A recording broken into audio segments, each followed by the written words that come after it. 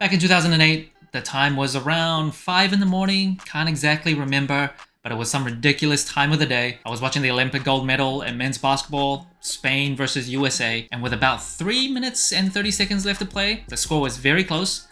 Kobe Bryant got the ball on the wing, he jab stepped, took a three, got fouled, and he hit them with this.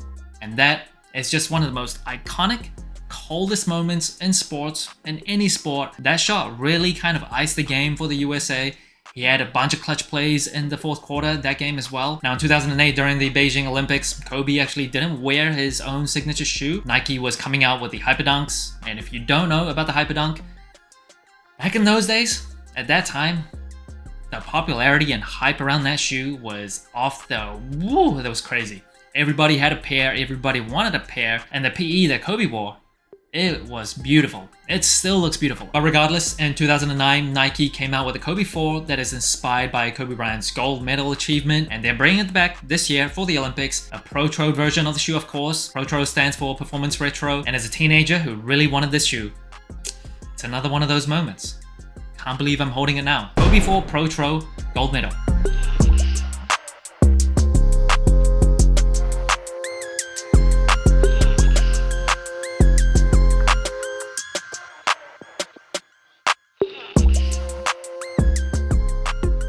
And the Kobe 4 Protro Gold Medal is dropping on August 6th for $190. I did read some reports earlier before this shoe was nearing release that it was going to be $200. I'm glad they stuck to $190. Recent Protros have been $190. I thought they tried to sneak a little bit of a price increase on us, but in this economy, they wouldn't dare. They would, but not this time anyway.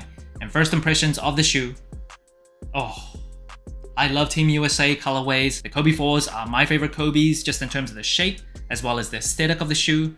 Kobe 1s are up there, but Kobe 4 are a pretty close second if it's not first. And just the colors on the shoe, nostalgia aside, like my memories of Kobe playing in the Olympics, such a great time. All that aside, just in terms of how it looks and the colors on the shoe, I think it looks really nice. And 2024, in my opinion, has been pretty good for Kobe 4 Protros. You can see I have the Girl Dad as well. Out of these two, something about these that are just so nice. This green tone. Might have to go with this one over this, just slightly. But then you compare the Philly and the gold medal, both very USA themed. I think I'm still gonna have to go with this one. And if you didn't know, the Kobe 4 was really the sneaker that started like the low cut trend. He wasn't the first to do it, but he really was the one that popularized it. He was obviously obsessed with greatness, obsessed with the game of basketball, and he wanted his sneaker to be like an extension of his body. He was wondering why soccer players didn't suffer more ankle injuries than anyone else, even though they played in low cut shoes. So he wanted to go with a low cut version of the shoe, a very lightweight shoe as well, and they came up with the beautiful Kobe 4. In the upper of the shoe, you can see the fly wire. That was absolutely very hyped when it first came out. It was meant to improve lockdown and fit. Personally, I don't think it does too much. However, it was a very groundbreaking sneaker technology at the time. And you also see a synthetic leather toe box. Parts of it does come with that snakeskin pattern that extends onto the ankle collar as well, and parts of the heel counter. And speaking of the heel counter, you get this TPU supportive heel counter with Kobe Bryant's signature on the back, as well as Kobe's Olympic number 10. Very nice looking booty right here. And then moving up the tongue, a mesh tongue with that Kobe logo at the top that is meant to look like a sword in its sheath. And that material, it is synthetic leather as well.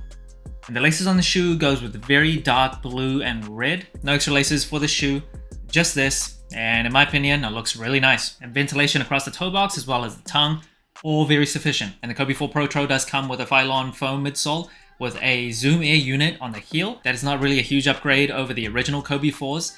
The Phylon on this shoe though, it is slightly softer, so not as like stiff and dense as the original Kobe 4s, at least not from memory anyway. However, I will say cushioning wise, it is still a pretty flat to the ground, low profile shoe. So if you prefer that for your basketball sneakers, this is great. I did a toe-to-toe video comparing the Kobe 4 Protro versus the Kobe 6 Protro.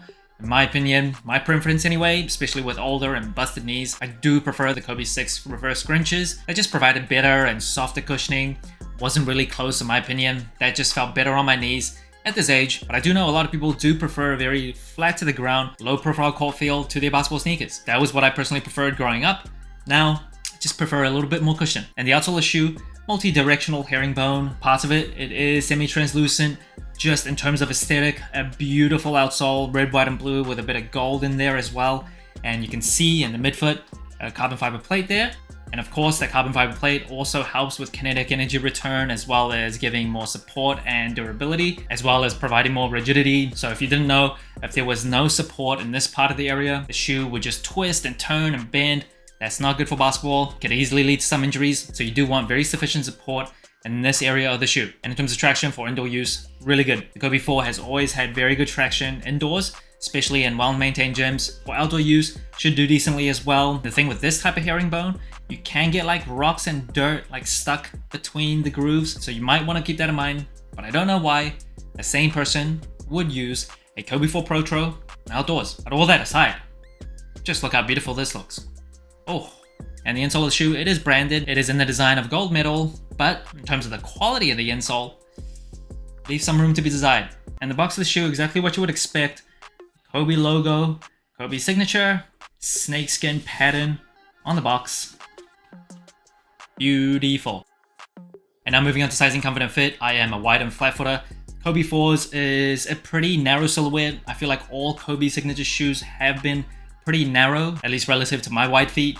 However, for basketball sneakers, I do prefer going true to size, even though it might hurt a little bit. I just prefer a snug feel for my performance sneakers, so I go true to size for the Kobe 4. It really wraps around my feet, especially in that toe box area, very snugly. Now, I will say one complaint that I did have for Kobe 4 Protros, and it might just be my foot specifically, but there was a bit of heel slippage, even though there's pretty sufficient padding around the ankle collar area.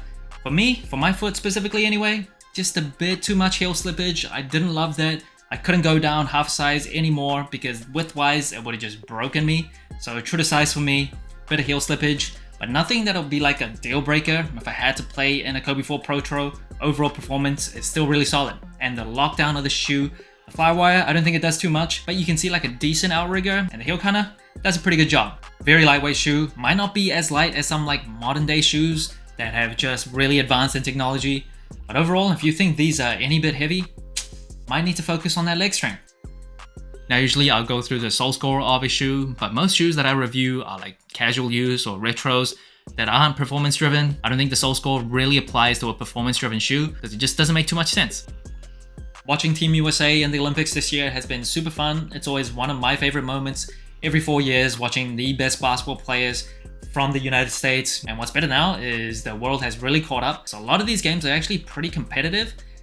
But honestly, as someone that really loved watching Kobe Bryant, I think he's like one of the most fun players to watch ever. He just could do every single thing on the court. He really was at one point like the best low post player as well, just using his footwork. He was just, yeah, remarkable. And as much fun as I still have watching Team USA now, there's a part of me that just can't help but reminisce of the days Kobe Bryant was playing in the red, white, and blue. Super sad that he's gone. I would have loved to hear what he said about basketball today, Team USA today, but at least his Olympic moments still live on this shoe. So that's it. Thanks for watching. Soul Inclined. Let me know what you think of the Kobe 4 Protro Gold Medal. Like, subscribe, comment, all the good stuff. And remember, tomorrow may never come, so wear your shoes.